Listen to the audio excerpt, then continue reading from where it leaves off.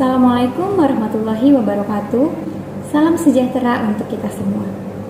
Perkenalkan, saya Mutia Meranti, salah satu dosen Fakultas Teknik Universitas Islam Syekh Yusuf dari program studi Teknik Kimia. Perkenankan saya untuk menjelaskan mata kuliah yang saya ampu, yaitu mata kuliah perpindahan panas. Video ini dibuat dengan tujuan untuk memenuhi salah satu persyaratan sertifikasi dosen tahun 2024, yaitu pernyataan diri dosen dalam Unjuk Kerja Tridharma Perguruan Tinggi atau PDD UKT-PT, khususnya di aspek pengajaran. Saya akan memulai untuk menjelaskan deskripsi dan informasi umum dari mata kuliah perpindahan panas. Mata kuliah perpindahan panas merupakan mata kuliah wajib bagi mahasiswa semester 4 pada program studi S1 Teknik Kimia Fakultas Teknik Universitas Islam Syekh Yusuf. Mata kuliah perpindahan panas memiliki bobot SKS, yaitu 3 SKS teori selama 1 semester. Bahasa pengantar yang digunakan dalam mata kuliah ini yaitu Bahasa Indonesia. Capaian pembelajaran lulusan atau CPL pada program studi S1 Teknik Kimia yang dibebankan pada mata kuliah ini adalah mahasiswa mampu mengidentifikasikan berbagai jenis mekanisme perpindahan panas. Selain itu, mahasiswa juga perlu mengetahui dan mengerti akan prinsip-prinsip yang ada pada perpindahan panas. Capaian pembelajaran mata kuliah atau CPMK pada mata kuliah ini ada 3, yaitu yang pertama, mahasiswa mengetahui dan menghitung dasar-dasar prinsip perpindahan panas baik dalam kondisi steady dan unsteady. Yang kedua, mahasiswa mampu mengetahui konsep perpindahan panas ke fluida yang berubah fasa maupun yang tak berubah fasa. Dan kemudian, yang ketiga, mahasiswa mampu menghitung proses perpindahan panas dalam peralatan penukar panas. Referensi yang digunakan pada mata kuliah perpindahan panas ini beragam, yaitu diantaranya e-book Transport Process and Spartan Process Principle, kemudian e-book Unit Process of Chemical Engineering, kemudian ada buku konsep dan prinsip perpindahan panas. Selain itu, masih ada sumber pustaka yang bisa dijadikan sebagai referensi pada mata kuliah ini. Sistem pembelajaran di mata kuliah perpindahan panas dilakukan secara sinkronus dan asinkronus dengan menggunakan metode pembelajaran aktif yang mengutamakan peran dan keaktifan mahasiswa dalam proses pembelajaran, yaitu pembelajaran kolaboratif, diskusi kelompok, serta penugasan berupa studi kasus pada alat penukar kanus di industri pabrik kimia.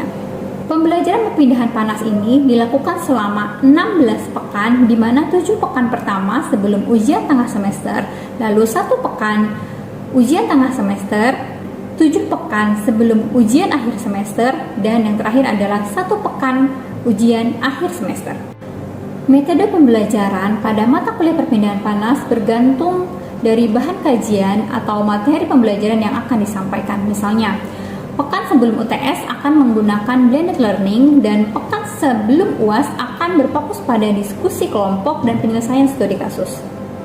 Bentuk perkuliahan sinkronus dilakukan dengan tatap muka di ruang kelas menggunakan fasilitas ruang kelas Fakultas Teknik Universitas Islam Syekh Yusuf.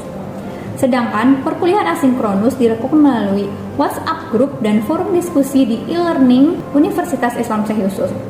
Untuk memfasilitasi mahasiswa dalam berdiskusi perihal mata kuliah perpindahan panas dan penugasan secara mandiri maupun kelompok. Evaluasi pembelajaran pada mata kuliah perpindahan panas diantaranya kuis interaktif, penugasan, diskusi kelompok, ujian tengah semester, dan ujian akhir semester, di mana kuis interaktif dilakukan sebanyak 2 kali selama 16 pekan.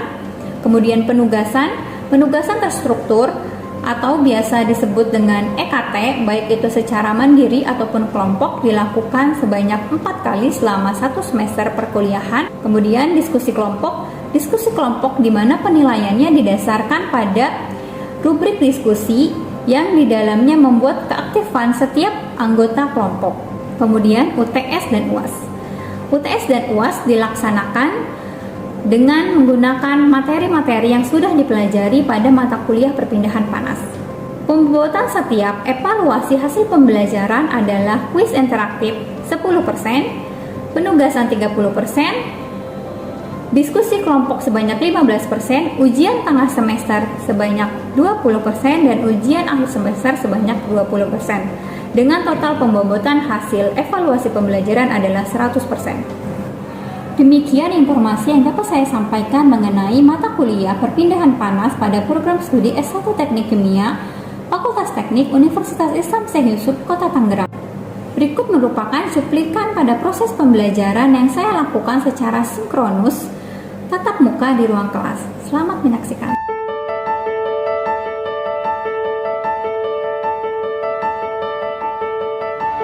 Assalamualaikum warahmatullahi wabarakatuh. Waalaikumsalam warahmatullahi wabarakatuh. Selamat pagi. Pagi, semangat pagi.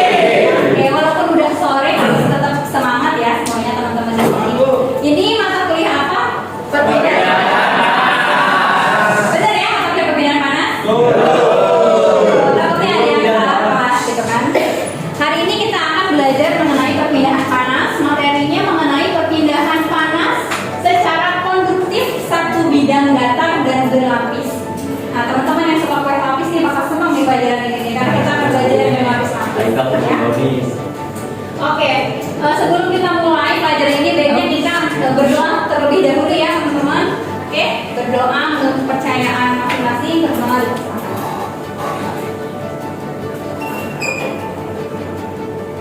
Cukup, selesai. Oke, semuanya udah bisa menerima materi hari ini ya. Oke. Ini capaian pembelajarannya. Diharapkan nih teman-teman mampu mengidentifikasi berbagai jenis mekanisme perpindahan panas. Kemudian juga bisa mengetahui dan mengerti prinsip-prinsip yang ada dalam perpindahan panas. Dan yang terakhir adalah mampu menentukan distribusi suhu perpindahan pada benda datar dan datar berlapis, gitu ya. Selanjutnya, nah sebelum kita masuk ke materi, kita ulas kembali materi minggu lalu. Kemarin minggu lalu kita belajar mengenai macam-macam proses jenis perpindahan panas. Ada konduksi, konveksi, sama radiasi. Nah, yang kita pelajari hari ini adalah mendalami mengenai tentang konduksi. Ya, apa itu konduksi? Konduksi itu perpindahan panas melalui molekul-molekul padatan ataupun fluida yang bersifatnya tetap. Gitu ya. Waktu SMA pernah belajar kan ya konduksi, radiasi, konveksi. Nah, jadi masih makin pintar lah ya sekarang ya. Insya Allah. Oke, selanjutnya. Nah, ini adalah dasar perpindahan panasnya. Ada rumusnya, rumus hukum Poiler yang akan menjelaskan mengenai hukum perpindahan panas konduksi kita hari ini.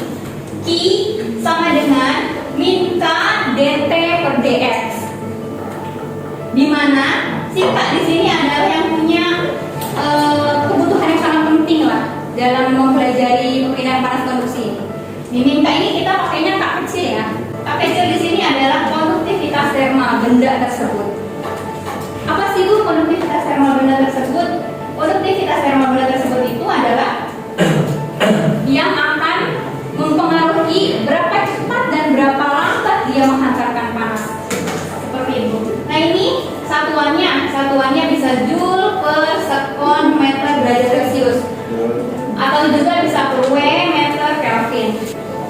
Nah, kemudian Q itu apa? Nah, Q itu adalah flux panasnya. Flux panas itu satuannya W per meter persegi, Joule per second meter persegi. Seperti itu. Kemudian ada TU, ada X, apa ini? Nah, dt per dx ini adalah perubahan temperatur dan perubahan si ketebalan si plat yang akan kita pelajari nanti. Si temperatur ini karena konduksi, nah konduksi itu dia tuh cuma bisa berpindah dari panas yang tinggi ke panas yang rendah. Oke, selanjutnya ya. Nah, ini coba ada contoh perpindahan pada konduksi.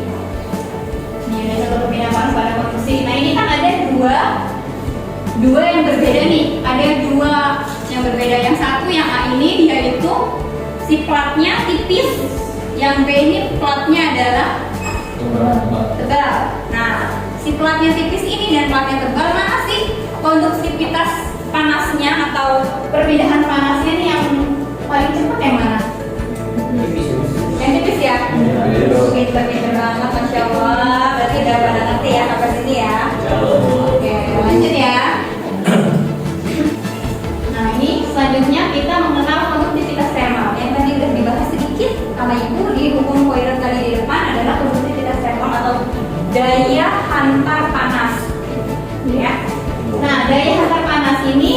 adalah sifat bahan yang menunjukkan seberapa cepat sih, seberapa lambat sih gitu ya untuk bisa menghantarkan panas tersebut gitu ya. Iya. Nah, selanjutnya masih konduktivitas thermal juga. Nah, nilai konduktivitas thermal ini dipengaruhi oleh macam-macam jenis atau materialnya, material benda tersebut. Jadi yang iron misalnya, yang besi, terus yang wood gitu ya, yang kayu, itu kan beda jenis si konduktivitas thermalnya. Dengan bedanya konduktivitas thermal, maka dia daya hantarnya nilainya juga berbeda. Jadi jangan salah pilih nanti ketika ada soal ya. Nah, ini ada dua macam nih. Ada konduktor, ada isolator. Kalau isolator itu dia itu yang mempunyai konduktivitasnya jelek, gitu ya. Tidak cepat menangkap panas, tidak cepat menghantarkan panas. Nah, kalau misalnya si konduktor, nah dia itu cepat atau sangat baik menghantarkan si panasnya. Contoh di sini ada logam, mungkin besi, selain logam bisa. Di sini asbes, isolator yang nilainya kurang baik atau nilainya kecil dalam menghantarkan panas. Oke, ada yang ditanyakan di sini? Ditanya, sebenarnya saya masih kurang ngerti sama yang konduktivitas thermalnya. Bisa dijelasin ulang nggak? Untuk konduktivitas thermal ya. Jadi konduktivitas maju ke depan lagi. Oke, konduktivitas thermal ini. Jadi konduktivitas thermal itu adalah nilai yang mempengaruhi si benda tersebut dapat besarkan nilainya atau kecilkan nilainya gitu ya. Jadi dia komponen utama dalam nilai mencari nilai fluxnya, flux panas tadi nilai kita. Jadi kalau misalnya konduktivitas thermalnya kecil, maka nilainya juga kemungkinan akan kecil gitu ya, karena dia kecil menghantarkan panasnya. Kalau misalnya nilainya besar, karena bagus berarti kan materialnya untuk menghantarkan panas berarti dia nilainya juga besar dan bagus seperti itu. Jadi dia berbanding lurus gitu. Kalau nilai fluxnya besar, nah berarti dia konduktivitas thermalnya juga besar, gitu ya. Oke, cukup. Diulangi ya. Nah ini nilai konduktivitas thermal dari macam-macam material atau macam-macam benda. Nah lihat di sini ada iron materialnya, ada suhunya 25 derajat Celcius, ada juga yang suhunya 125 derajat Celcius, ada juga yang suhunya 225 derajat Celcius. Nah jadi si material ini juga dipengaruhi oleh suhunya gitu ya, jadi saling berkaitan gitu ya. Jadi misalnya aku sama-sama si iron pakainya materialnya konduktivitas thermalnya bisa sama nggak? Bisa kalau temperaturnya juga sama, misalnya sama-sama 25 gitu ya, sama berarti. Kalau misalnya temperaturnya beda, nah berarti dia konduktivitas thermalnya beda. Biasanya dia berbanding lurus ya, kecuali udah di atas. Oke, selanjutnya ada di sini. Sudah cukup mengerti akan menggunakan tabel ini membacanya ke samping ya, dari kiri ke kanan ya bacanya. Lanjut ya. Lanjut. Nah ini ada grafik nilai konduktivitas thermal. Nah ini cara bacanya harus bisa ya, cara baca grafik. Ini di sini yang sumbu Y di sini dia adalah nilai K kecil konduktivitas thermalnya yang bakal kita mau cari di sini ya. Kemudian nilai X di sini, sumbu X adalah nilai temperatur. Tapi dalam apa temperaturnya? Dalam Kelvin di grafik ini, gitu ya. Bukan dalam Celsius ataupun Fahrenheit, gitu ya. Misalnya ada soal suruh nyari konduktivitas thermalnya si aluminium oxide misalnya. Nah aluminium oxide-nya mana kalian cari? Di sini aluminium oxide-nya. Di sini aluminium oxide. Kelihatan ya yang di belakang? Kelihatan ya, aluminium oxide. Misalnya temperaturnya berapa? Misalnya 600 Kelvin. Si aluminium oxide berapa dia nilai konduktivitas thermal? Ya, kita cari di sini aluminiumnya di sini di atas. Nah kemudian saya cari 600, tarik garis ke atas. Udah ketemu sampai menyentuh garisnya yang ada di dalam tabel, yang ada dalam grafik. Kemudian garis ke samping sampai menyentuh sumbu Y. Nah, di sini kita baru bisa mengira-ngira nilai K-nya. Nilai K-nya satuannya di sini di grafik ini yang W per meter kubik ya, bukan yang kubik. Sampai di sini cara pembacaan grafik dimengerti? Dimengerti ya. Yang di belakang semua kelihatan ya? Oke, lanjut ya. Oke, selanjutnya, kita masuk ke contoh soal. Coba diperhatikan baik-baik. Nih, suatu lembaran besi dengan konduktivitas termal 70 W per M Kelvin. Lihat satuannya, ya. Terdiri atas dua sisi, ya. Ini kiranya ini gambar ini belum ada. Nanti kalian harus bisa membuat konsep gambar seperti ini ya. Gitu ya. Terdiri atas dua sisi. Satu sisi dijaga pada temperatur 110 derajat Celcius. Kemudian sisi yang lain dijaga pada temperatur 50 derajat Celcius. Berarti ada dua temperatur tuh, 110 sama 50. Gitu kan? Nah, luas bidang kontaknya ada 0,4 meter persegi. Berarti ini nilai A-nya. Kemudian ketebalannya 0,03 meter. Ini adalah nilai X-nya. Gitu ya. Yang ditanya adalah flux panas nilai Q. Satuannya udah diminta di soal. KW per meter persegi. Kemudian laju perpindahan panas. Nilai Q besarnya. Satuannya KW. Gitu ya, kilowatt. Oke. Kalau ada soal seperti itu, nah, kalau ada soal yang seperti ini ya teman-teman, nah kita berarti harus menganalisa si soal tersebut. Kan ini belum ada nih konsep diagram alirnya gitu ya, kita harus membuat juga. Misalnya kan ini soalnya kan soal mengenai lab kan, lab biasa kan, tidak berlapis, berarti kotak aja satu biasa. Kemudian T masuknya berapa? Atau dari sebelah kiri ini, ya. Ini adalah T1, gitu ya. Kemudian ada keluarnya T2-nya. Bu, kenapa di bawah? Kenapa nggak di atas? Nggak apa-apa, ambil di atas di bawah. Ini mudah-mudah kalian aja. Itu kan temperaturnya berarti dia turun kan, ya, dari tinggi ke rendah kan, gitu ya. Ini adalah T2. Ada nilai A-nya. Ini misalnya luas A-nya, gitu ya. Ada nilai yang ditanya adalah Q-nya berapa, terus Q-nya berapa, gitu ya. Berapa, ya. Nah, nilai T1-nya berapa? Nilai T1-nya adalah 110 derajat Celcius. Kemudian nilai T2-nya adalah 50 derajat Celcius. Gitu ya. Kemudian setelah kita analisa, kan yang diminta itu adalah nilai flux panasnya, nilai Q. Ya udah, kita tinggal masukkan ke rumus Q aja yang tadi. Nah, rumus Q itu apa? Kan di atas ini ya, lihat ya. Nilai Q ini adalah rumusnya kan min K A dikali dt per dx, gitu ya. Nah, kemudian atau si A-nya itu dia tidak boleh tidak diperhitungkan, gitu ya. dt per dx. K-nya berapa tadi konduktivitas termalnya? Nilai konduktivitas termalnya adalah 70 W meter Kelvin ya. Gitu ya. Nah, ini juga nih perlu jadi catatan penting nih. Satuan-satuan di sini ya. Satuan-satuan di sini kan dilihat nih si konduktivitas termalnya satuannya W per meter Kelvin. Terus temperaturnya satuannya Celcius gitu ya. Jadi kita harus menyetarakan dulu. Gitu ya, menyetarakan si temperaturnya seperti itu ya. Dari masukkan saja, berarti ini 70 dikali dengan 110 dikurangi 50 dibagi dengan nilai tadi, ketebalannya tadi kan dari soal 0,03 ya, 0,03. Barulah kita dapat nilai Q-nya. Dapat nilai Q-nya adalah 140 kW per meter persegi. Terus kemudian kita cari nilai Q besarnya. Q besarnya tadi. Q besarnya adalah rumusnya. Q besar itu rumusnya Q kecil dikalikan dengan nilai A.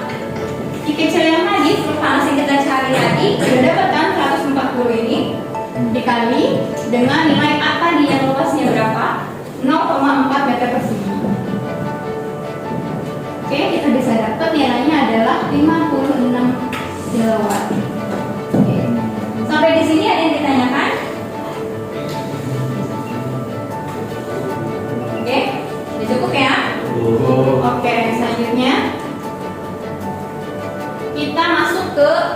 perpindahan panas yang berlapis.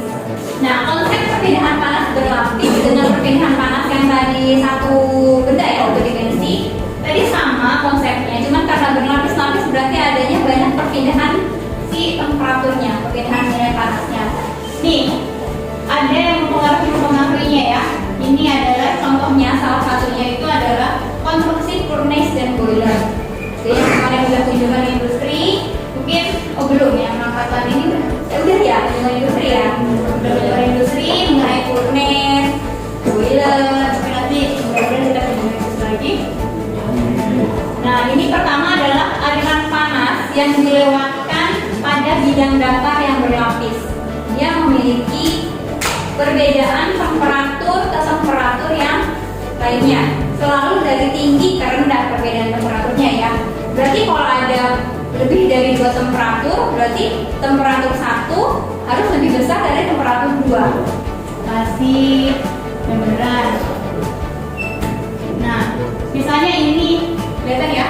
Ya. Misalnya ini adalah A bahannya. Nah, ini adalah B bahannya, gitu ya. Nah, ini adalah C, gitu ya. Berarti kan di sini ada nilai X si A, ketebalan si A. Kemudian ada nilai X si B, ketebalan si B. Kemudian ada juga nilai si X si C, ketebalan si C dan si C. Temperatur yang masuknya dari kiri ke kanan, dari sini masuk, dari sini keluar. Nah, ini in, ininya out, gitu ya. Sampai di sini mengerti? Ngerti ya. Nah, masuk ke rumusnya, rumus persamaan untuk si bidang datar berlapis, gitu ya. Nah, Q-nya, Q menyeluruh, kan dia berarti Q-nya ada banyak ya. Ada Q1, ada Q-A, ada Q-B, ada Q-C, gitu ya. Nah, berarti kan di sini ada nilainya nih. Nilai Q-nya, misalnya ada delta T menyeluruh, si temperatur menyeluruh dibagi dengan sigma RTH. Sigma RTH itu apa? Rambatan yang tadi. Nah, rambatan yang ini, rambatan ini kan masing-masing dia punya rambatan ya. Punya RA, punya RB, punya RC gitu ya. Masing-masing si benda tersebut punya nilai rambatannya. Karena tadi yang dapat cuma 1, jadi nilai rambatannya cuma 1. Kalau ini semua ada 3 misalnya, nah berarti ada 3 rambatan. Di sini ada sigma dijumlahkan semuanya. Untuk bahan yang seri, nah ini yang seri ya. Kalau yang susunnya paralel beda lagi. Ini yang seri dulu kita adalah RA ditambah RB ditambah RC ditambah seterusnya. Kalau misalnya ada 5, berarti di sini sampai 5 lapisan rambatannya. Nah ini sehingga nilai Q menyeluruh tadi itu, nilai Q berarti nilai QA bisa sama dengan QB sama dengan QC, gitu ya. Jadi kalau misalnya ada soal ini, kita bisa menggunakan penyelesaiannya menggunakan persamaan. Misalnya di sini kelihatan ya, misalnya QA sama dengan QB. Nah, tinggal kita tulis rumusnya di sini apa. Kalau ada soal-soal yang membutuhkan persamaan. Oke. Nah, ini sebagai latihan nih. Nah, ini coba ini ada yang bisa maju ke depan nggak untuk buat gambar konsepannya dulu deh, yang nomor A-nya nih. Ada yang bisa? Ya, boleh. Silakan.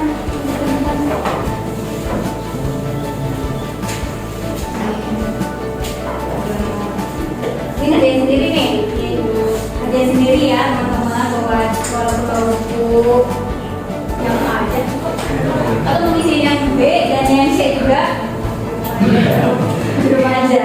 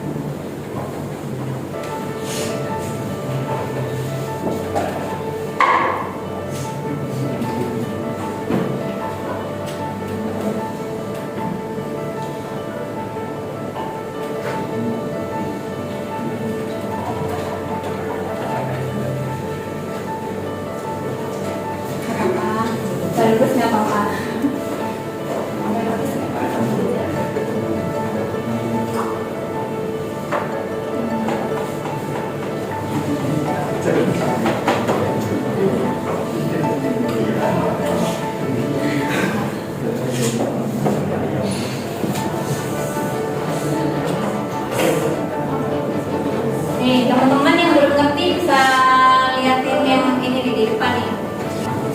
Oke, udah. Dia mau ngejelasin? Ya, oke. Makasih banyak, Vio. Ini gambaran dari soal ini ya. Nah, ini sama Vio udah dikasih penjelasan dengan jelas banget nih. Berarti ini nilai yang nomor A-nya nih udah bisa diisi ya. Berarti nanti kalian tinggal mengerjakan yang B dan yang C-nya. Ini udah dikasih penjelasan. Si A itu fire break, si B itu insulating break. Nah, yang C itu adalah common break. Common break. Vio, common break ya ini ya. Gak apa-apa, yang penting dia konsepannya udah betul seperti ini. T1 yang masuk, T2, T3 dan yang masuk. Itu ya. Terima kasih Vio. Pas tepuk tangan dulu dong.